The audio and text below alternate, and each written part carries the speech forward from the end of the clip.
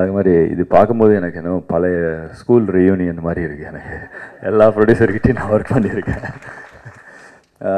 என்ன சொல்கிறது, உங்களோட பிளெஸ்ஸிங்ஸால் தான் நான் இங்கே நிற்கிறேன். ஐ மீன் இவ்வளோ பெரிய ஆளாக இருக்கேன். அதே பிளெஸ்ஸிங்ஸு அர்ஜுனுக்கும் அம்பரீஷுக்கும் மற்ற ஆர்டிஸ்ட்டுக்கும் கொடுங்க. நல்ல டைரக்டரு, நல்ல கதை சொல்லுவார். அதே மாதிரி இந்த படம் நடக்கிறதுக்கு 2 பேர் காரணம். ஐ மீன் 3 பேர் பிரதர்ஸு. அப்புறம் டைரக்டர் ரொம்ப பொறுமைசாலியாக இருந்தாங்க.